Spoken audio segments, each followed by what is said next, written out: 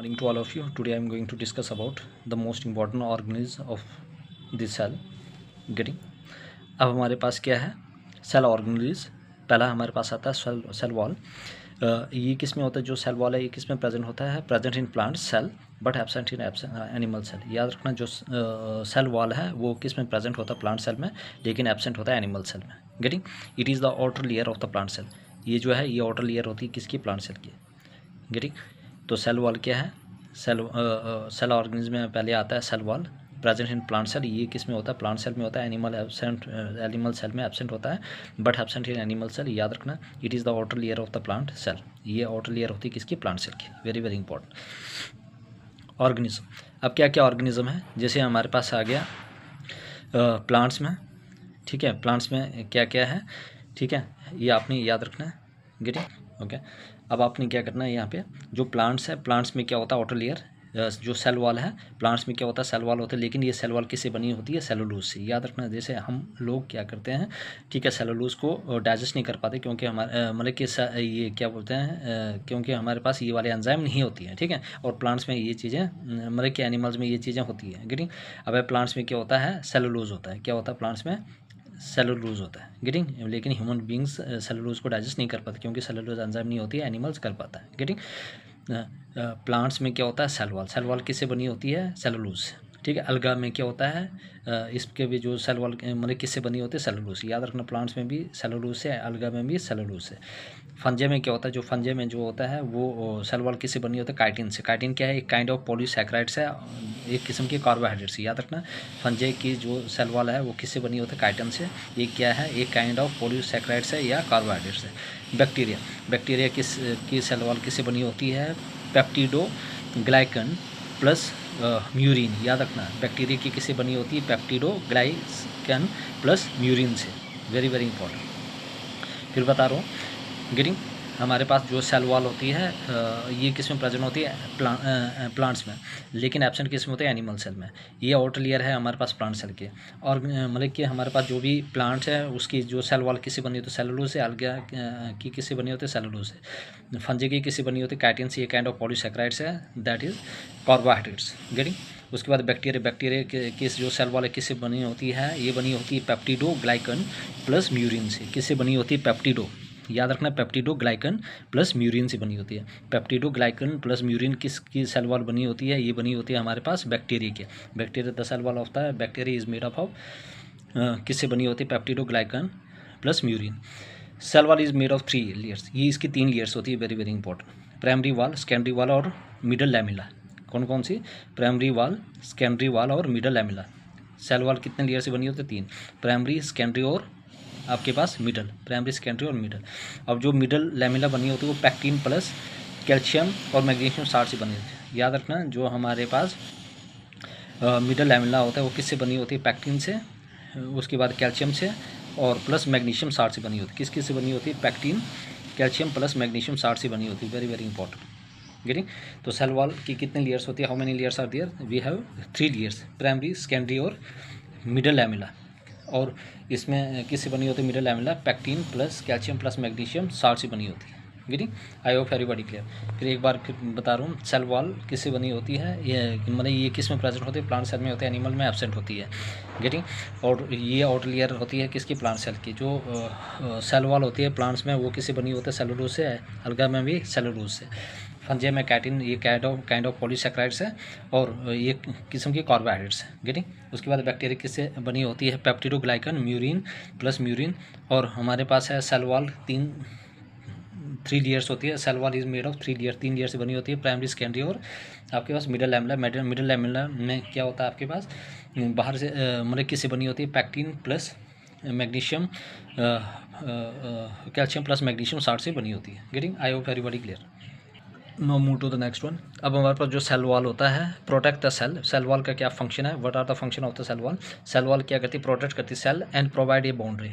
Cell wall क्या करती है? ये सेल को प्रोटेक्ट करती है और एक बाउंड्री प्रोवाइड करती है। याद रखना cell wall protect the cell. Cell wall क्या करती है? ये प्रोटेक्ट करती है सेल को और प्रोवाइड एक boundary. Cell wall is rigid due to presence of lignin, LIGNIN, lignin. Getting. जो सेल वॉल होती है, सेल वॉल क्या होती है, ये सेल को प्रोटेक्ट करती है और ये प्रोवाइड बाउंड्री करती है। सेल वॉल क्या होती है, बहुत ही सख्त होती है, मतलब रिजिड होती है, हार्ड होती है। क्यों होती है hard? Due to presence of lignin, LIGNIN, lignin, याद रखना। Getting. Cell wall is rigid, why? Because due to presence of lignin, LIGNI, lignin, lignin की वजह से, याद रखना। किसकी वजह से? लिग्निन, LIGNIN, लिग्निन की वजह से क्या होता है, ये हार्ड होती है। गेटिंग। रिमार्क, ये चीज़ें याद रखना। Liquid content inside the nucleus of a cell, ठीक है, मतलब कि सेल के अंदर जो भी liquid content inside the nucleus, मतलब न्यूक्लियस के में जो भी लिक्विड प्रेजेंट होता है उसको कहा जाता है nucleoplasm. Liquid content inside the nucleus of cell, जो भी न्यूक्लियस के अंदर जो भी ऑफ ए सेल में जो लिक्विड प्रेजेंट होता है उसको कहा जाता है nucleoplasm. Not in nucleoplasm, the liquid which is present inside the nucleus of a cell is called nucleoplasm. तो न्यूक्लियोप्लाज्म क्या है? ऐसे लिक्विड जो सेल के अंदर पाया जाता है उसको कहा जाता है nucleoplasm. Getting. Next, the jelly like structure present inside the cell is cytoplasm, और जो हमारे पास सेल के अंदर प्रेजेंट होता है उसको कहा जाता है cytoplasm. Very very important.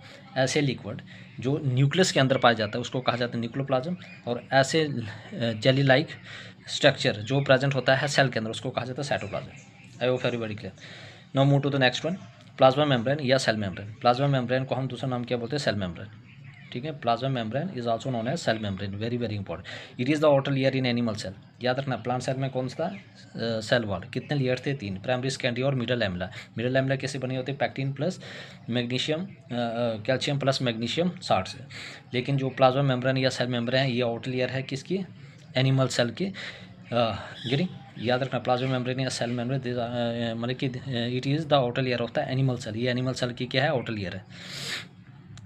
ST Singer and Nicolson give fluid mosaic model, याद रखना। SJ सिंगर और Nicolson give fluid mosaic model, किसने दिया था fluid mosaic model? SJ Singer और निकोलसन ने क्या दिया था? Fluid mosaic model. Who given the fluid mosaic model? SJ Singer and Nicolson, याद रखना। SJ सिंगर और निकोलसन ने क्या दिया था? Fluid mosaic model. Fluid mosaic model was given by SJ Singer and Nicholson, getting of plasma membrane in 1972. SJ Singer and Nicholson give fluid music model of plasma membrane in 1972. Getting plasma membrane का fluid mosaic model किसने दिया था? SJ singer ने, और आपके पास Nicolson ने, उसने क्या किया था? प्लाज्मा मेम्ब्रेन का फ्लूइड म्यूजिक मॉडल दिया था 1972 में, याद रखना। वेरी वेरी इंपॉर्टेंट है, ठीक है। फ्लूइड म्यूजिक मॉडल और प्लाज्मा मेम्ब्रेन का किसने दिया था? SJ सिंगर और निकोलसन ने 1972 में। अब इसमें क्या क्या प्रेजेंट होता है याद रखना। बाई लेयर ऑफ फॉस्फोलिपिड, इसमें क्या होता है? इट कंटेन्स, प्लाज्मा मेम्ब्रेन क्या होता है? Bilayer of phospholipids, intrinsic and extensive protein, याद रखना। Intrinsic and extensive protein present होता है, याद रखना। It contains bilayer of phospholipids, क्या बोला मैंने?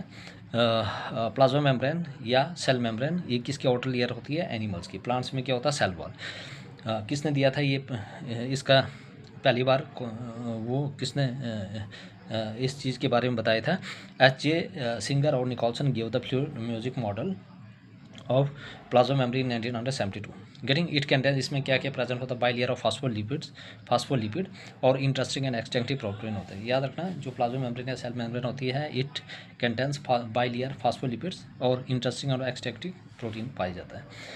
Getting any problem, any doubt, please ask me in the comment section. Cell wall protect करती है किसको? प्लांट सेल को, ठीक है।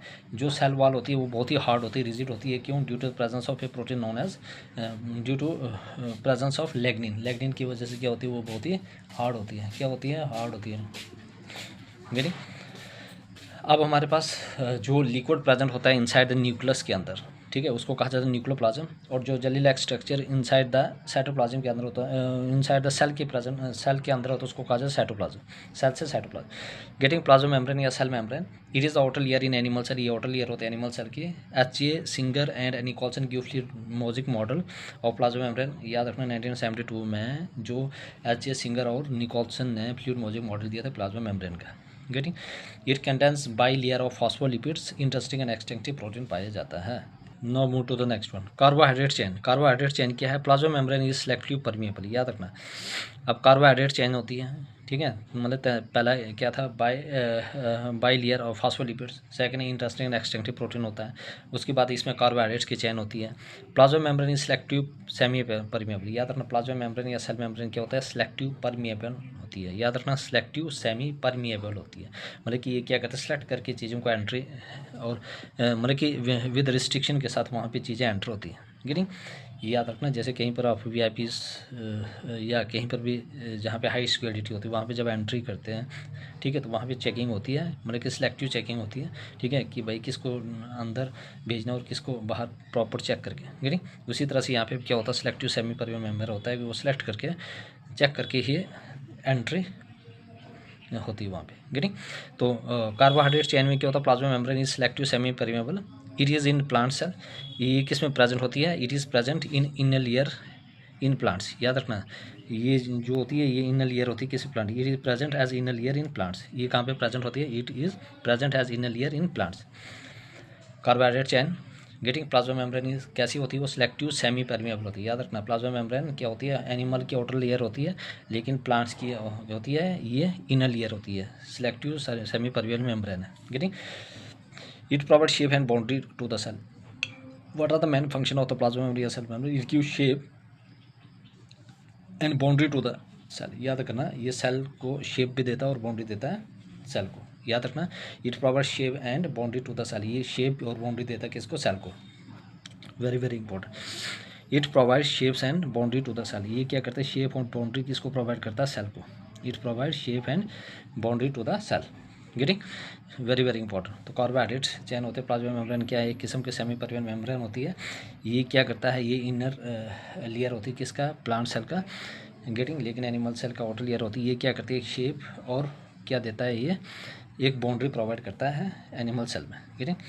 Nucleus, very very important, nucleus क्या है हमारे पास, next third, brain of the cell, याद रखना ये क्या, इसको कहा जाता है ब्रेन ऑफ द सेल भी, न्यूक्लियस को क्या कहा जाता है, brain of cell, discovered by Robert Brown, याद रखना who discovered the nucleus, Robert Brown ने, ठीक है। ये हमारे पास देखो न्यूक्लियस है ये वाला, ठीक है, गेटिंग, इसके अंदर जो होता है वो न्यूक्लियोप्लाज्म होता है, ठीक है, न्यूक्लियस के अंदर लिक्विड जो होता है उसको क्या कहा जाता है, न्यूक्लियोप्लाज्म, याद रखना, the liquid inside the nucleus is called nucleoplasm, ये गेटिंग, ये न्यूक्लियस है,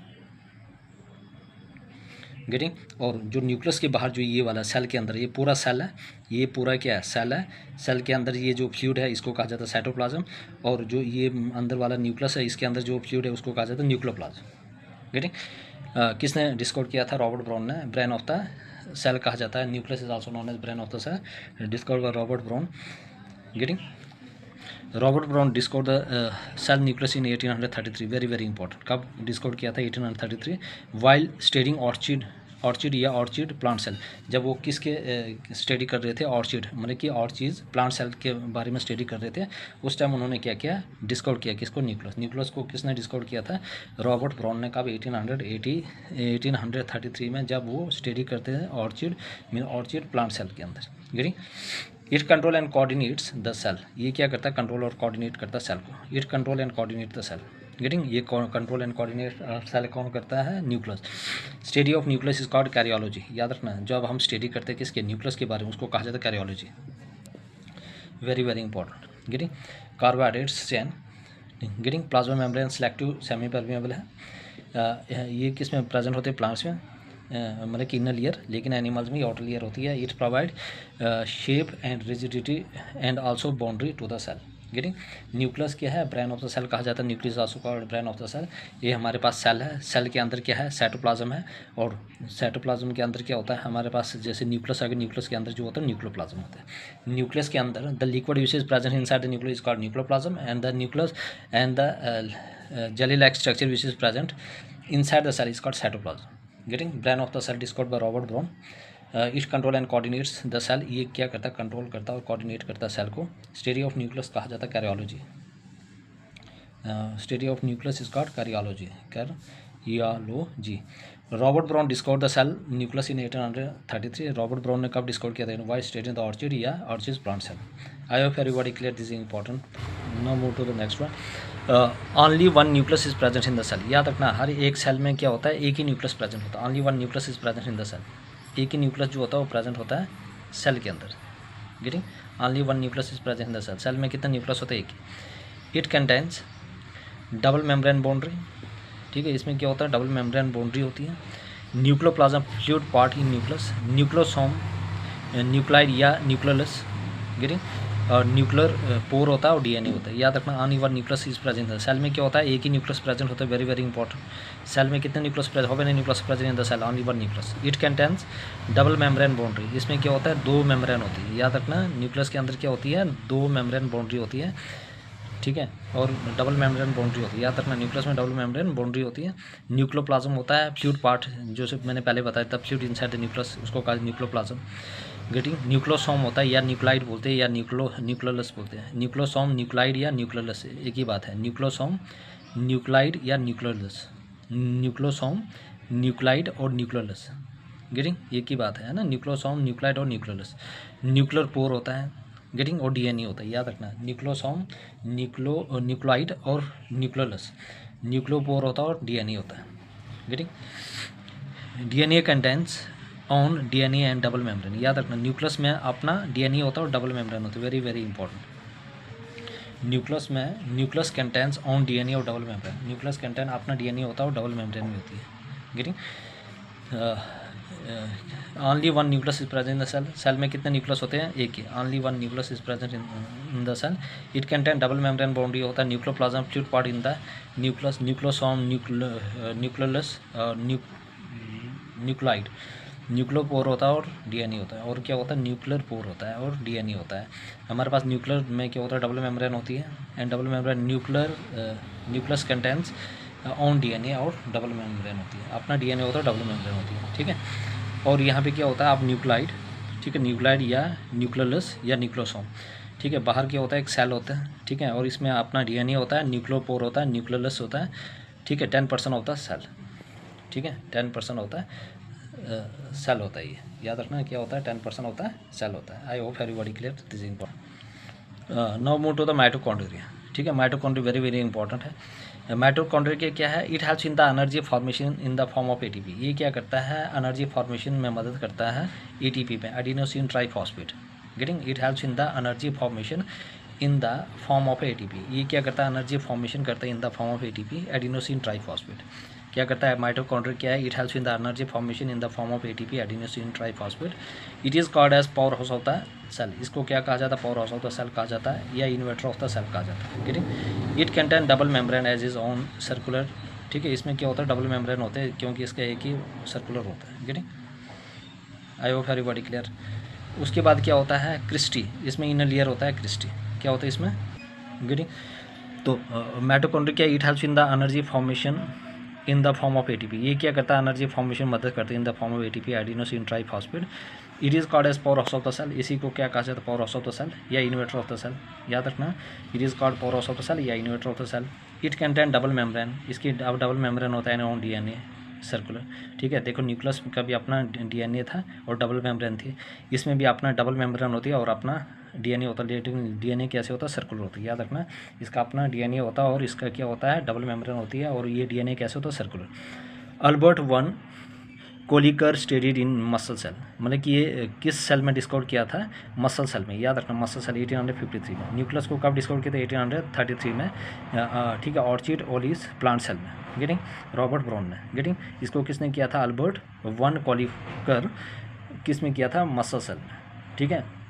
किसने किया था, Albert von Kolliker studied in muscle cell, Albert von Kolliker, Albert von Kolliker in muscle cell में। याद रखना very very important, Albert von Kolliker studied in muscle cell में इसने पहली बार क्या किया था, 1853 में इस चीज़ को देखा था, ठीक है। रिचर्ड ऑल्टमैन रीऑर्गेनाइज्ड एज सेल ऑर्गनी 1894, और जो रिचर्ड ऑल्टमैन थी इन्होंने रीऑर्गेनाइज किया था सेल ऑर्गनी 1894 में। याद रखना Albert von Kolliker studied in muscle cell, मतलब इन्होंने क्या किया, मसल सेल में इस चीज़ के बारे में, माइटोकॉन्ड्रिया के बारे में स्टडी की थी अल्बर्ट वन कोलिकर ने, कब, 1853 में। लेकिन सेल ऑर्गेनाइज किसने रिकॉग्नाइज की थी, वो 1894 में रिचर्ड ऑल्टमैन ने। वेरी वेरी इंपॉर्टेंट, मतलब कि सेल ऑर्गेनाइज रिचर्ड ऑल्टमैन ने क्या किया, इसको सेल ऑर्गेनाइज मतलब कि रिकॉग्नाइज की थी, भाई एक सेल ऑर्गेनाइज है 1894 में। लेकिन डिस्कवर किसने किया था, वो किया था आपके, ठीक है, अल्बर्ट वन कोलिकर ने, ठीक है। हु अल्बर्ट वन कॉलिकट ने इसको क्या किया था, स्टडी किया था मसल सेल में। लेकिन सेल ऑर्गेनिज किसने इसको रिकॉग्नाइज किया था 1894 में, रिचर्ड ऑल्टमैन ने। टर्म किसने दी थी, कॉर्ड बेंडर ने, याद रखना। माइटोकॉन्ड्रिया के टर्म किसने दी थी, कॉर्ड बेंडर ने 1898 में। कब की थी टर्म किसने दी थी, कॉर्ड बेंडर ने 1898 में। एनर्जी इन एरोबिक रेस्पिरेशन, ये क्या है, एरोबिक रेस्पिरेशन 38 या 38 एटीपी मॉलिक्यूल हमें ये एनर्जी प्रोवाइड करता है, ठीक है। और इसमें क्रिस्टी होती है अंदर, जिसको कहा इनर लेयर का, क्या कहा जाता है, क्रिस्टी इनर लेयर, गेटिंग। तो what is mitochondria, mitochondria it helps in the energy formation in the form of ATP, ये क्या करता है, एनर्जी फॉर्मेशन में मदद करता है, किसके फॉर्म में, in the form of ATP adenosine triphosphate. Mitochondria क्या है, it helps in the energy formation, ये क्या करता है, एनर्जी फॉर्मेशन मदद करता है in the form of ATP adenosine. It is called as power house of the cell या inverter of the cell, power house of the cell या inverter of the cell क्या कहा जाता है इसी को। It contain double membrane and on DNA, जो कैसे होता है, सर्कुलर न्यूक्लियस की तरह अपना डबल मेम्ब्रेन होता है, और आपके पास डीएनए होता है। क्रिस्टी इनर लेयर होता है, इसमें क्या होता है, क्रिस्टी होता है ना, इनर लेयर किस में होता है, माइटोकॉन्ड्रिया, जो इनर लेयर होता है। क्रिस्टी किस में होता है, माइटोकॉन्ड्रिया, जो इनर लेयर है। अल्बर्ट वन कॉलिकट ने जो माइटोकॉन्ड्रिया है वो मसल सेल में फाउंड किया था 1853 में। उसके बाद इसको सेल ऑर्गन ने रिकॉग्नाइज किया था आपके पास अल्टमैन, रिचर्ड अल्टमैन ने, गेटिंग। टर्म किसने दी थी, कॉर्ड बेंडर ने 1898 में। कॉर्ड बेंडर ने माइटोकॉन्ड्रिया का टर्म दी थी। एनर्जी इन एरोबिक रेस्पिरेशन 36 या 38 ATP molecule, getting. I hope everybody, please everybody subscribe my channel, nobody subscribe my channel यार, इसलिए मैं लेक्चर अपलोड नहीं करता हूँ, गेटिंग। अगर इतने लोग देख रहे हो, ठीक है, तो सब्सक्राइब 1 या 2 बच्चे कर रहे हैं, प्लीज़ इट इज़, ठीक है। हर एक इंसान मतलब कि सब्सक्राइब करे, ताकि मुझे मोटिवेशन मिलता है कि मैं आपके लिए लेक्चर बना। देखो एक लेक्चर बनाने में कितनी मेहनत लगती है, गेटिंग, अच्छा कॉन्टेंट लाना पड़ता है, ठीक है। फिर भी आप लोग सब्सक्राइब नहीं कर रहे हो, ठीक है। Please everybody subscribe my channel, ताकि मुझे बूस्ट मिलता है, मैं आपके लिए ये सारी चीज़ें कंप्लीट करूँ, getting. I hope everybody clear. इसका भी 1-2 पार्ट और आएंगे और पूरी तरह से फुली सेल कंप्लीट हो जाएगा। आपको यहाँ वहाँ से कहीं पढ़ने की ज़रूरत नहीं है, ठीक है। यू हैव नो नीड, ठीक है, getting, to concern other books, getting. I hope everybody clear. Please everybody subscribe my channel.